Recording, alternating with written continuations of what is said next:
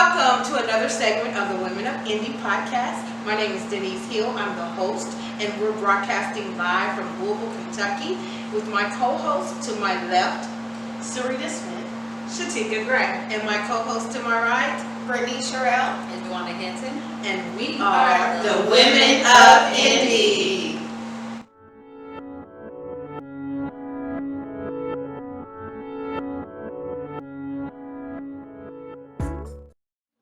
Today's segment is about the modern woman and masculine energy. Yes, that's a good topic, because yes, I listen to a lot of Clubhouse, and there's so many men on there talking about women wanting to be in control. And another thing is what men don't understand is it's not that the woman wants to be the controller, but we're used to it because there's not a man in the home, so we have to take control. And that's where we get that power from. It's not like that's what we want to do. A lot of times that's all that we've seen, in the home growing up. So we're just modeling off of behaviors that we've already seen, that we were brought up by strong, independent women. So. Exactly. It ends up being a competition almost because when you're used to being the head of the household, Right. and then there's a man who comes in and now he wants to take that role of head of the household, and so it's kind of hard to give up that power. It really is. Yes, it is. Because you're used to doing things your own way, and it's always been you. And if he messes it up, then who's got to fix it? Right. So that's a struggle. And to I think find that that's balance. I think that's something that men need to understand, and I don't think they realize that.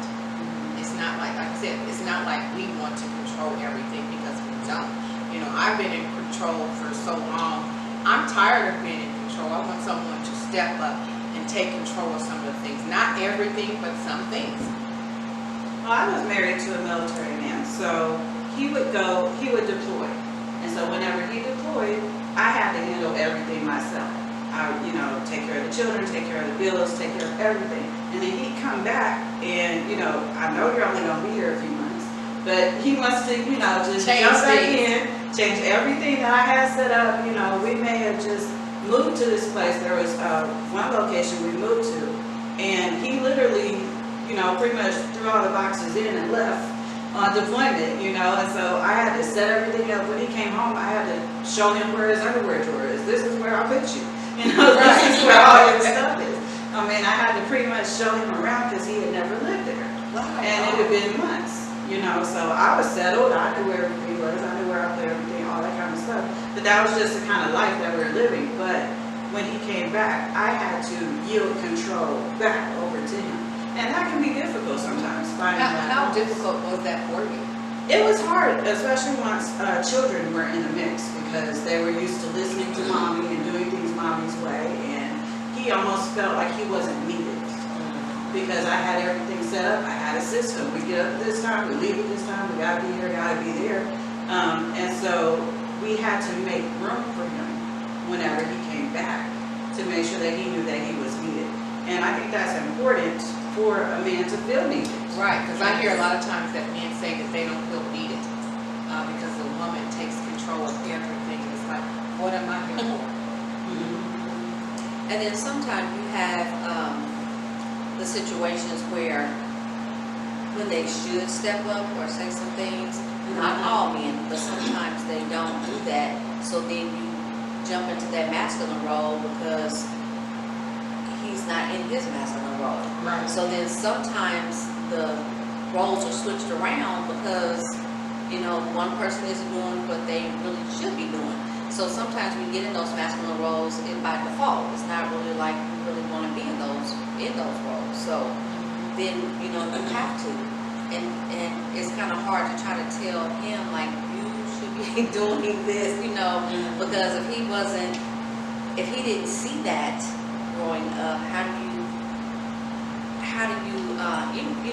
you can't emulate a man's role to a man, you know what I'm saying?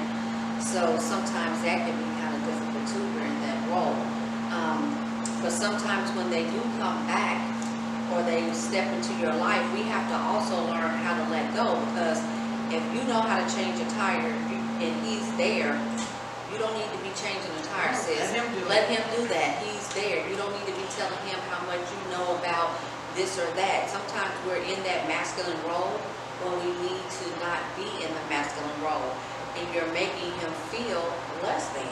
So, like you said, you had the right attitude about that. Let him do that. But some people don't. They want, I know how to do this, and I know how to do that, and that's wonderful. Assist him if he needs assistance doing that. But sometimes we don't know when to scale back. So it's a learning process on both ends, when to scale back, how to go about doing it, and sometimes we need to seek help in areas sometimes when we're not as good in that area as we need to be. We need to help one another and be willing to and accepting when someone is trying to offer you help. But sometimes, you may have a grandmother or someone that's trying to tell you that you are overstepping your boundaries, and we don't want to listen. And another thing I've seen and I've heard men talk about is how women are so disrespectful to men. They're cussing them out, they're loud talking them, they're trying to fight them. And I just think women need to step down and just check themselves. It's like, if you care for somebody, why would you be cussing them out and disrespecting them? And if they're disrespecting you, then you need to step out of the relationship. I think women need to learn how to respect men more. I observed that. I was at the park, and I had, did my walk, and I was sitting in my car, and I was two car spaces from another car, and I could hear this couple talking, and the guy, he was talking to the lady, and I could hear everything they said. Like I said, they were two spaces over, and he was talking to her, and she was getting loud with him. She was yelling and cursing, and he said, "Look, I'm just trying to have a decent conversation with you. I came, here so that we could talk and be by ourselves, and have a decent conversation." And she was going off, and he was like, okay, and he was listening, and I could kind of tell by his tone that he was just like done. He was checking out of the whole conversation, and before I knew it, that car was in the works, and he was probably taking her home to drop her off or whatever. But I actually heard the words come out of his mouth. He said, "Why are you being so disrespectful and cursing me out?" He said, "I'm not cursing at you. I'm not going off. I'm trying to have a decent, civilized conversation." So he did. He felt disrespected. He even told her he felt disrespected. And what did she do? She didn't take it down a notch. She just kept right on going. And I was thinking to myself, like, even if we are heated in the moment, if someone, your spouse, is trying to tell you that, hey, this is getting out of control. Because a lot of times when you're dating, people will talk about what they'll do when they're in the heat of a conversation. But do we really stop when someone is saying, hey, this is getting out of control? Because I was wishing, sitting over there, that she would listen to him. It wasn't even my relationship. But I was really hoping, you know what I'm saying, that they could have that conversation and that they would talk it out, but it did not go that way. And then as soon as he steps out on her, and he's with a woman that respects him, then she's got an attitude. She wants to try and fight this woman. She wants to try and fight him. When you had him, you did not know how to respect him. And that's something that a lot of women, need to look at themselves. Check yourself out. Let me interject here just for a hot second. Not condoning the woman's behavior in any way, shape, or form. Because at the end of the day, if a couple can't respect each other, then they have no business being together. With that being said, though, having had been in an abusive relationship myself prior to, sometimes, even though the man can be calm, cool, and collected, there are times when a man can say something that, even though he said it in a tone like that, as I'm speaking right now, he can say something that's equally hurtful or disrespectful to a woman without having raised their voice, or something that got up under her skin, something that came out of his mouth first, got her to that level. Right. I've been guilty of that myself, like I said, because there's times when, even I'm married now, and my husband will say something that will offend me so much so that I blow it. And I'm like, I'm a ticking time bomb, and I'm like, how dare you say that to me? Like, you just disrespected me. And so now it becomes a tit for tat type But of can't thing. you say it in the same manner that he said it to you? It depends, because there's only so much that, and at the end of the day, everybody's human, Right. and we're all made of flesh. So there's some things that you can say to me, and like I said, you can say it in a calm, cool, and collected voice. But if it comes back to a point where it triggered something within me or within that female, then it's like, hold on. Now you're attacking me, and so you feel attacked, and then it comes out as a bark. It works on both. It goes both It ways. does, and it does. The man, the female. True. That's absolutely true. Exactly. Agree with And that I think, 100%. and I think anytime you're getting into a relationship and it's going to be serious, I think you both need to seek counseling. Even if there's nothing wrong, just to make sure that you stay on track. Right. Because it's so easy to fall off track. A lot of people, when they get married, they don't have counseling, and I think that's needed before you get married. Because you may learn something out of that counseling before you get married that may make you take a step back and say, I don't know if this is something I really want to be in. But it's not just the women, it's the men too. It works on both ways, but it's like I've heard more men say it versus women say it. So that's why I brought that up, because on Clubhouse you always hear the man dogging the women, talking about there's no good women, and that's like, I don't understand it. I don't believe that when they say there are no good women out here, because I'm at a table with good women. So that's not true. But maybe they're running into the wrong ones, and maybe they're attracted to the wrong ones. Maybe you need to try something different. Because if you continue to seek the same thing and it's not working, try something different. If you want to come up with a different result, change the game. And then we also have to look at the part that women nowadays are just, we're harder because we have to be. We are in a society that is set up, especially if from an African American or a minority perspective, the system is set up to degrade our men, take them away, you imprison them, or they end up But dead. we help to degrade them. Some of them. Some of them we do. But like I said, that boils down to women are going over. Gone are the days when our parents were younger and the women were softer, they were more docile, they were more, what's the word I'm looking for? We were just submissive. Thank you, that's the word I want. Right. They were more submissive. Now when the men are absent from the home and the women are forced to become these, harder individuals, because by nature we're supposed to nurture. Right. Men are the ones that are supposed to be the disciplinarians, and the women are supposed to be the nurturers. But in the cases, we've gone through decades now of women having to play both roles. Right. So by nature, we're producing younger women who are also being raised hard, because that's what they were taught. Right. You have to be hard. You have to be, not so docile, not so damsel in distress. You gotta stand up and fight for your own nowadays. So, But fighting for your own still doesn't, it doesn't negate being disrespectful. being disrespectful. Being strong and being disrespectful are two Two different different things. things. That's true. You can be strong, you can be loving, you can be nurturing, but being disrespectful, men just don't like that. And But a man has to learn the same thing. yeah, exactly. But we're trying to educate the women. We're not trying to educate the men. If we can educate the women can help educate the men that they're with. Right. Communication as well in your relationships. Your communication is so important, and just having those effective communications, okay?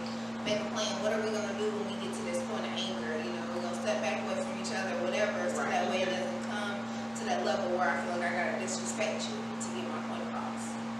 And really implement those things, because that's what I was saying. A lot of times people talk about those things when they're on a good note, but when you really get to those heated Started moments, from the very you beginning need of to- the relationship. right, that's what I'm saying. A lot of people say what they're gonna do, but then when they actually get to those heated moments, a lot of people are too heated to even follow through with them. But see, if you really practice have to that follow on a daily through. basis, then it comes natural.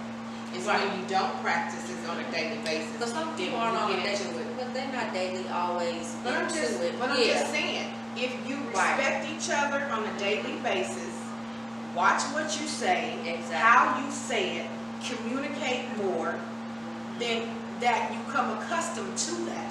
But when Right. you disrespect each other on a daily basis, that's all you know. Yes. And now I have a question. So what happens when you have been practicing on a daily basis, but your partner's just not getting it? They like, it's like, okay, I've said it this way, then I've said it this way, and then I've said it this way, to the point where it's like, okay, you're not hearing me no matter how I say it. So it seems like the only way I can get your attention is to put it out to you point blank and be blunt about it. Now it's coming across disrespectful, but you didn't want to hear me when I told you. Is counseling A, B, C, D, involved? E. Go to counseling. Yeah, that's true. See, a lot of people don't want to go to counseling because they don't want people in their business. True. But if you want your relationship, your marriage to work, you need counseling. Mhm. And if that doesn't work, then you need to step away from it. Find someone that works with you. Because you don't need to be with someone who's gonna keep, egging you on and pushing your buttons because they push your buttons too much. You never know what could happen. Something bad could happen. Yeah, And I think you would need to be smart enough to step away from that before that happens. What was you gonna say, Brittany? Oh, I was just gonna say, there's nothing wrong with counseling, a lot of people, especially people of color and minorities, feel like they don't wanna go see a therapist or go to counseling. There's nothing wrong with that. Everybody needs someone to talk to sometimes. Right. I think something that's really important too is that at the end of each day, is to make sure that you're doing something that makes you feel feminine. To do something, whatever it is, if it's, a special perfume, putting on a diffuser, taking a bubble bath, just something that makes you feel feminine, helps to release some of that masculine energy and gives you back some of that femininity. So even though we are filling these roles, we may be working a job where we're around males all day, and so we have to, be that boss Right. babe, Right. we Learn how to still turn it off. yes, we Exactly. still have to know how to hit that off button and to be gentle and docile as we were talking about. And I think, anyone that's out there listening, if you're going through these things, try something different. Yes. Try one of our techniques that we're talking about and see if that works. And one of the things that one of the life coaches was saying too, sometimes we are in that masculine energy and you wonder why people don't approach you because maybe you're trying to date and that was one of the things that was brought up. Because some women say, well, people don't approach me. One of the tips that he gave was that's more appealing and attractive to people because he said one of the women that he coached, she had a lot of dark colors that she wore all the time. And that's more of a manly type. You look at that as being more manly. And he told her, he said, let's start off with something simple. He said, put a flower in your hair. And she was like, a flower? He said, yes, put a flower in your hair. And he said, so at the end of the week when they talked again, she said, I cannot believe how many people were more willing to approach me and talk to me. Just those little feminine things like that sometimes makes a difference. It could even be just some jewelry or anything like that. When we're saying get into your, be more feminine, it could come across in a lot of different ways how people look at you. And those things also affect just how you act, how you come across. If you do some things that make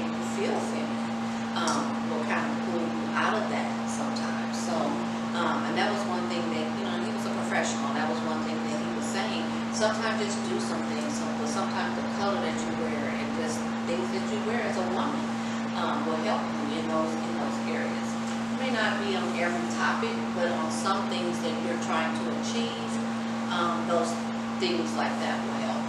I think we also need to examine ourselves, because you heard that saying that you are what you attract. Yes. And so if you're attracting the negative, check yourself. Am I coming across negative? And that's why I'm drawing attention to negativity. Be more positive, and then be more positive people, positive things will come to you. Because what you put out into the universe Yes. is what you're going to get back. And I just don't think some of us realize that. Exactly. Yeah, well, I want to thank you guys for another segment of the Women of Indy. And please subscribe so you will never miss another segment. And thank you guys. Do you have any last remarks before we go?